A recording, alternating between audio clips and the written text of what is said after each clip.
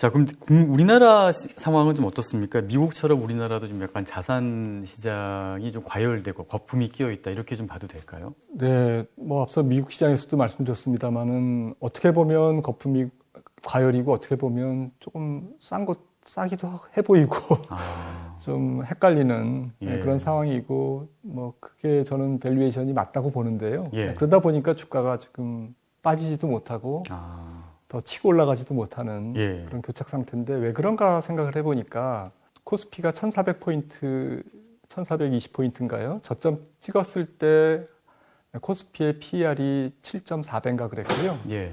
PBR이 0.56배였습니다. 예. 근데 지난 15년 혹은 20년간 코스피의 평균 PER은 한 10배에서 11배 사이였거든요. 예. 그러니까 7배라는 것은 뭐 거의 한 30%. 예. PBR로 보면 한 50%나 할인된 게 1,400포인트거든요. 그게 이제 지금 한 14배까지 왔으니까 예. 장기 평균의 코스피가 한 20% 이상 할증돼 있는 거죠. 예. 그러면 이제 코스피가 조금 더 미국 시장이나 이런 데처럼 선진국처럼 이제 뭐 우리 코스피도 기업도 좋아졌는데 뭐 맨날 뭐 10배에서 왔다 갔다 할 이유가 있냐. 소위 코리아 리레이팅. 한국 PER도 이제 15배 미국처럼 뭐 S&P 500처럼 뭐 20배도 갔다가 그렇죠. 뭐 이렇게 좀 떳떳하게 가면 안 되냐. 예. 이제 이게 소위 코리아 리레이팅의 논리인데 예. 저는 가능할 것 같거든요. 장기로 봤을 때는. 예. 근데 이번에 이제 그 첫 단추를 깼다고 생각을 하고요. 예. 다만 올해 그렇게 되기는 쉽지 않겠다. 예. 왜냐하면은 앞서 말씀드렸듯이 1,400포인트가 7배에서 지금 14배까지 예. PER이 2배 올랐거든요. 예. PBR도 지금 1.2배 수준까지 지금 올라섰고요. 예. 그러다 보니까 마켓 전체가 조금은 더 이익을 앞으로 기업 이익이 더 좋아질 것이다라는 특히 기업 이익 자체보다는 이익률, 예. 마진율, 예. 특히 자기 자본 이익률이 높아져야 되거든요. 예. ROE가요. 예, ROE가 중요하죠. 네, ROE가 올해 많이 높아지긴 합니다만은 예. 대만의 14%라든지 뭐 미국의 한 20%대까지 올라가는 게 앞으로 필요한데 예. 이게 뭐 한두 분기에 뚝딱 하면서 일시적으로 올라갈 수는 있지만 예. 지속적으로 유지하기는 쉽지 않거든요. 이거는 이제 기업들도 변화를 시간을 두고 해야 되고 예. 생산성도 개선해야 되고 사업 포트폴리오도 개선해야 되고 예. 비즈니스 모델도 좀 더 고부가로 가야 되고 이제 이런 시간이 필요한 작업이라는 거죠. 예. 그래서 코리아 리레이팅과 코스피 뭐 5,000포인트, 6,000포인트 안 간다는 말씀이 아니고 그거를 2021년 하반기에 갈 거냐? 예. 아니면 내년이면 갈 거냐라는 예. 부분에 대해서는 저는 좀 동의하기가 어렵다라는 거고 지금은 단지 이제 한 단계 올라서 있는 코스피가 네. 혹은 밸류에이션이 예. 이제 이걸 유지하면서 다음 단계의 도약을 준비하는 단계. 그래서 일시적으로 코스피가 뭐 3,400이나 뭐 이렇게 갈 수는 있죠. 예. 이거는 얼마든지 뭐 유동성의 힘으로 또 경기 확장기이기 때문에 또 어닝 서프라이즈가 있기 때문에 일시적으로 갈 수는 있지만 3,400을 넘어서 600, 700, 800 이렇게 가기는 올해는 아니다. 내년 상반기까지는 조금 너무 빠르다라는 예. 관점에서 올해부터 내년까지, 내년 상반기까지 앞으로 한 1년간 주식시장은 좀 울퉁불퉁한 가운데 앞서 말씀드렸던 금리라는 성가신 존재가 있기 때문에 예. 좀 울퉁불퉁하게 움직이면서 조금 뭐 종목별로 또 차별화가 생긴다든지 예. 이런 현상이 이어지는 게 아닌가 생각이 됩니다. 예. 근데 일단 1분기 상황 실적들을 보면은 주가에 반영되는 기업들 실적은 너무 좋거든요. 네. 또 2분기도 상당히 더 좋을 것이다 이렇게 예상들을 하고 있는데 그런 부분들이 주가에 반영된다면 더 올라갈 수 있지 않을까요? 저는 뭐 향후 올해 이익 정도는 지금 주가의 한 70, 80%는 이미 반영됐다. 이미 많이 반영이 네, 됐다. 왜냐하면은 우리가 보는 PER이 12개월 예상 EPS 이익을 이제 땡겨와서 현재 가격하고 나눈 거거든요. 예. 그러니까 뭐 애널리스트들이 올해 실적이 얼마가 갈 것 같습니다라고 리포트를 내고 그게 언론에 보도가 되는데 정보가 다 유통되는데 그거는 이제 연말에 확인하고 실적이 나오는 2022년 봄에 가서 나는 사겠다 이런 사람은 없지 않습니까? 그러니까 올해 예상이익이 다 땡겨서 다 반영돼 있는 겁니다. 올해 주가가 더 올라가려면 이 예상이익을 더 뛰어넘어야 되거든요. 그러니까 센티먼트가 있어야 되겠고요. 그러니까 올해 분기 실적 발표할 때 이익이 사상 최대인데 주가는 뭐 보합해서 왔다 갔다 하는 경우가 많이 보셨을 겁니다. 맞습니다. 그게 반영됐다라는 증거고요. 예를 들어서 올해 이익 가이던스를 우리 회사는 상향 조정합니다. 라고 발표하면 그런 경우는 주가가 이익 발표의 서프라이즈와 함께 뛰죠. 더 올라갑니다. 그러니까 올해는 어닝 서프라이즈를 보셔야 된다라는 겁니다. 그러니까 굉장히 힘겨운 싸움이죠, 사실은. 그러니까 그래서 그런 이유 때문인지 몰라도 지금 뭐 반도체라든가 뭐 2차 전지라든가 뭐 전기차도 그렇고 그 굉장히 좀 힘이 없거든요. 그 대형주들이. 그래서 이미 반영이 됐기 때문에 힘이 없다고 봐야 될까요? 예, 그렇습니다. 저는 그렇게 보고요. 그 중에서 물론 뭐 또 개별 기업에 따라서는 서프라이즈한 기업들은 올라가겠지만 숫자로 봤을 때는 좀 서프라이즈한 기업보다는 예상이익 정도로 나오는 예상이익을 그냥 미트하는 충족하는 그런 정도의 기업이 훨씬 더 많거든요. 그것도 대단한 거죠. 예상이익을 굉장히 높게 봤는데 그걸 충족하고 있으니까요. 근데 그거를 더 뛰어넘는 기업들은 아무래도 조금 적을 수밖에 없죠. 그런 기업들이 대형주 쪽에서 많이 나와야 코스피가 한번 뚫고 올라가는데 그러려면 조금 시간이 필요한 게 2022년이나 23년 실적을 땡겨와야 되거든요. 뭐 지금 땡겨오면 되지 않겠냐 하지만 그건 너무 좀 멀리 있기 때문에 주가의 생리상 이거는 한 연말 정도 되면 얘기가 되죠. 2022년 내년도 실적이 뭐 굉장히 좋다, 삼성전자가. 뭐 올해 실적은 뭐 그냥 뭐 아예 그냥 좀 맛배기다. 뭐 이러면 그런 내년 실적을 땡겨서 오는 거죠. 근데 지금부터 2022년 실적을 땡기는 거에 대해서는 앞당기는 거에 대해서는 시장이 조금 보수적인 편이죠. 조금 더 지켜봐야 되겠다. 그러니까 시간이 좀 필요한 것 같습니다. 그런 관점에서. 근데 말씀하신 대로 진짜 계속 울퉁불퉁 장세고 좀 약간 좀 불확실하다고 그러면은 일단은 올해는 좀 주식에서 좀 빼서 좀 현금을 갖고 있는 게 더 낫지 않을까 또 그런 의견도 있거든요. 어떻게 좀 보십니까? 네, 앞서도 뭐 시장이 조금 어떤 관점에서는 비싸고 어떤 관점에서는 싸다고 말씀드렸는데 올해는 종목별로 접근을 하시는 게 좋지 않을까 싶고요. 근데 종목별로 접근을 해도 개인 투자자분들이 그렇게 재미를 보지는 못하는 것 같더라고요. 근데 좀 이런 생각을 해봤어요. 미국 시장도 그렇고 한국 시장도 그렇고 지금 많은 투자자들의 시선이 가 있는 이 성장주 쪽에서 PR이 굉장히 높은 그런 주식들은 저는 조금 비싼 것 같아요. 지금. 근데 반면에 뭐 PR도 낮고 배당 수익률도 3%, 4% 되고 예를 들어서 증권주, 금융주, 또 소재, 또 전통산업 이런 쪽에는 좀 편안한 종목들이 많이 있거든요. 저는 항상 워렌 버핏이나 뭐 조금 스마트한 그리고 굉장히 그동안 수년간 장기간 수익률을 좋게 낸 어떤 기관 투자자들, 펀드 매니저들의 시선은 지금 PR이 너무 높은 종목 쪽에서 낮은 종목 쪽으로 가 있다고 생각을 합니다.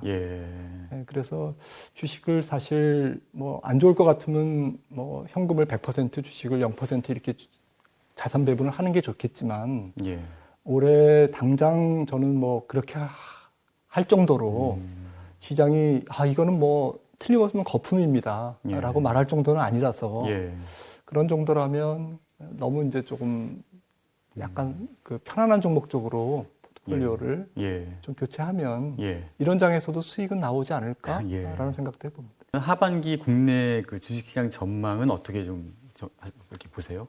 아까는 좀 여러 가지 설명을 해주셨는데 그걸 갖다가 좀 쉽게 좀 본다고 그러면은 상반기는 어쨌든 뭐 조금 현 지수대에서 크게 움직이지 못하는 그런 시장이 될 것 같고요.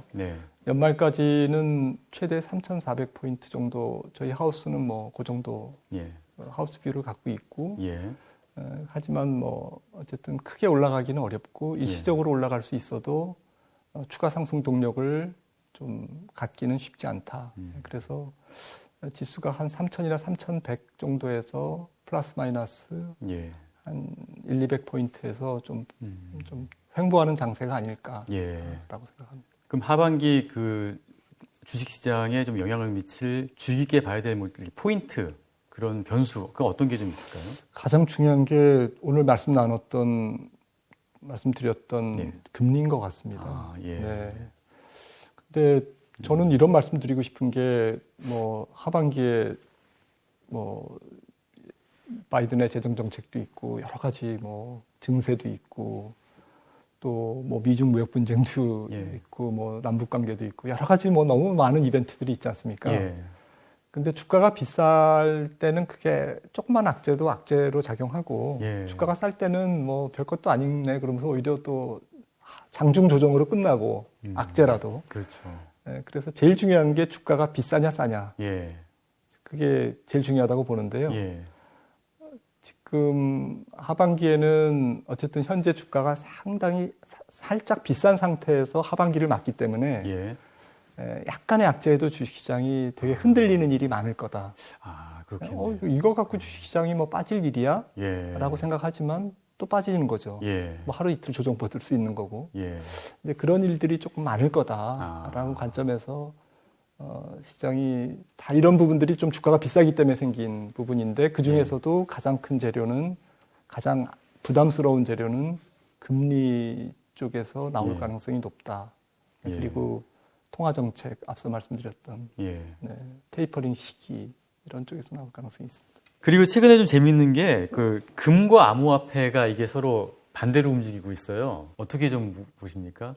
어쨌든 똑같은 대체성 화폐라는 관점에서는 뭐 조금 양극이지만 예. 금과 암호화폐가 가상화폐가 조금 같은 카테고리 안에 들어갈 수 있다고도 볼 수 있는데 예.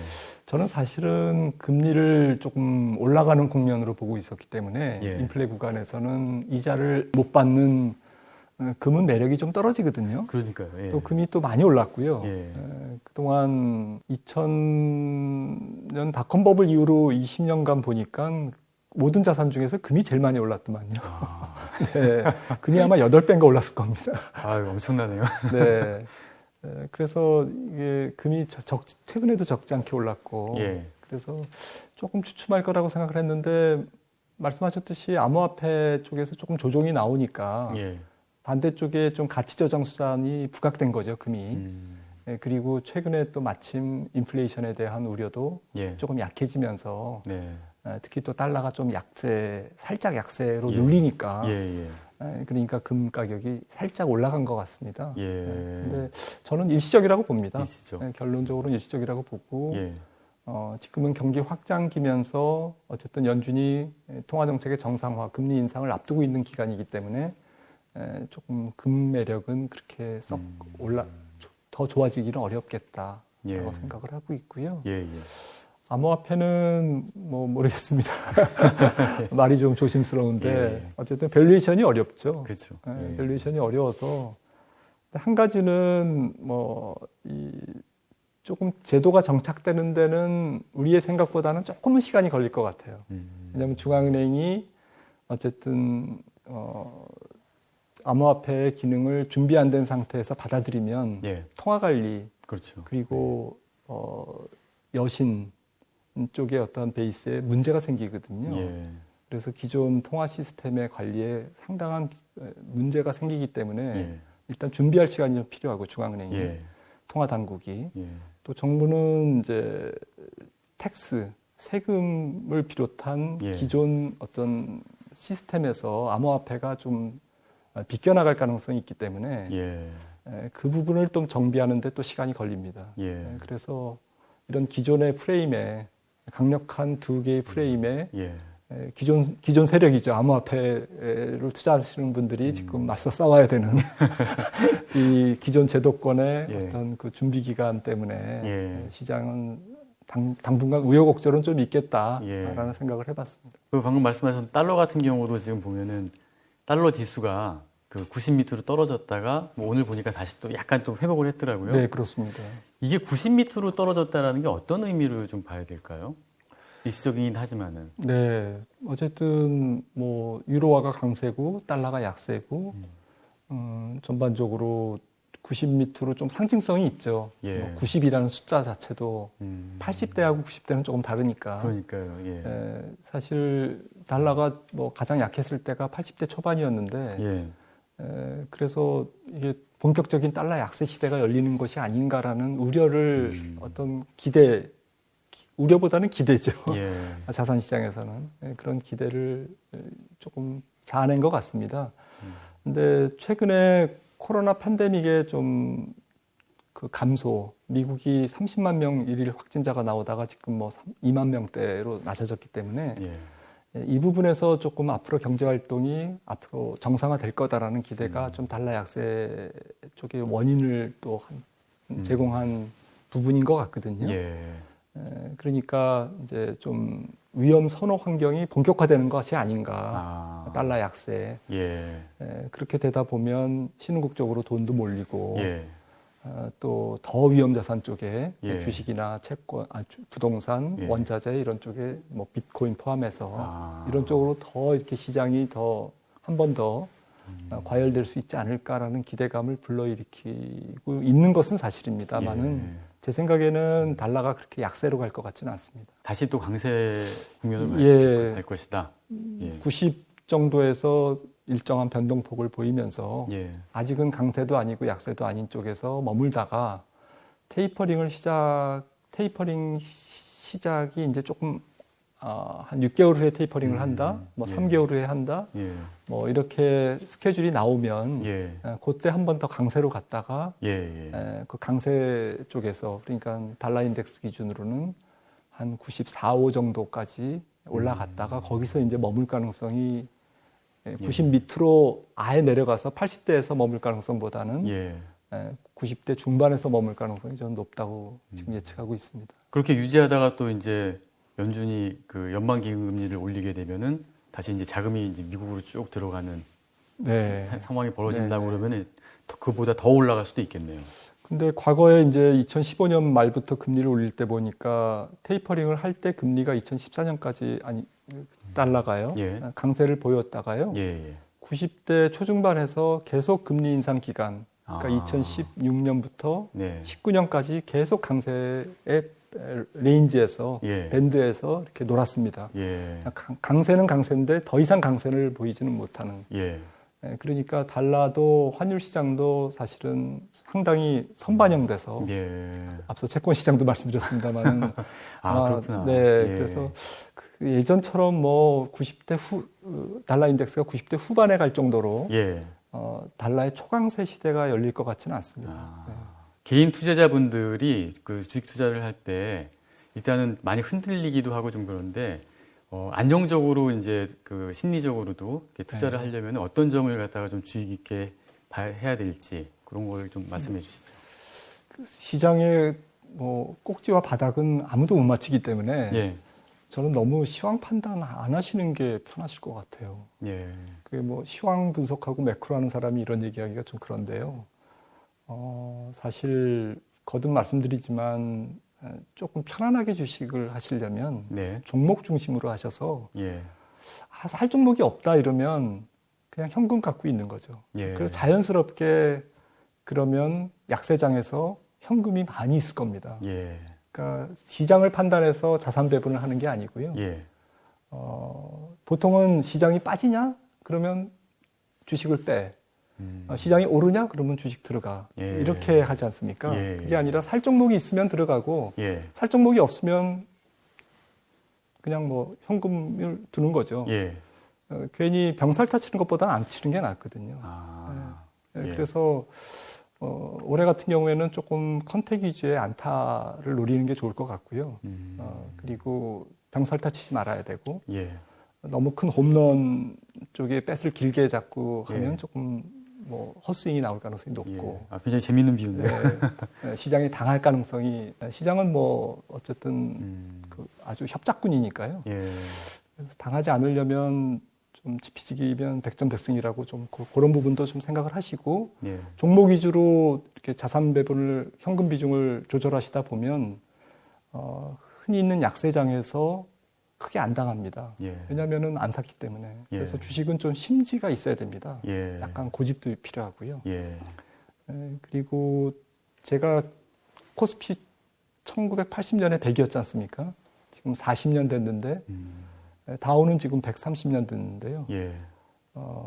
지금 뭐 300배인가 올랐고 코스피는 40배, 예. 지금 32배 오른 거지 않습니까? 근데 약세장이 한 8년, 9년이었고 강세장이 한 20년이었어요. 예. 지난 40년간. 예. 그러다고 보면 결국 주식을 너무 비우는 전략으로 가면 그 시장을 판단해서 주식을 비우는 전략으로 가면 좀 실패할 확률이 높은 거죠. 예. 왜냐하면 100% 맞추면 괜찮은데 사실은 약세장과 강세장을 지나고 나서 보니까 해석을 하는 거지 예. 당시에는 이게 약세장인지 강세장인지 모르거든요. 그렇죠. 예. 그렇기 때문에 좋은 종목을 어쨌든 돈 벌 기업을 가져가면 예. 확률이 높다. 예. 라는 거죠. IMF 때 삼성전자 뭐 4만 원이었지 않습니까? 지금 예. 액분했으니까 가격으로 따지면 400만 원, 100배 오른 거거든요. 예. 물론 이제 사라진 종목도 많으니까 예. 결국 우량주 장기 투자 예. 혹은 안정 성장주나 성장주에 대한 장기 투자 예. 이게 좀 주식에 조금 더 확률을 높이는 예. 승률을 높이는 방법이 아닌가 저는 확신합니다. 하반기 투자 전략은 일단은 금리를 굉장히 좀 주시를 하셔야 될 것 같고요. 그 다음에 병살타를 치지 않는 신중한 투자 전략이 좀 필요할 것 같습니다. 오늘 인사이트는 강의해 주신 김한진 박사님 감사드립니다. 고맙습니다.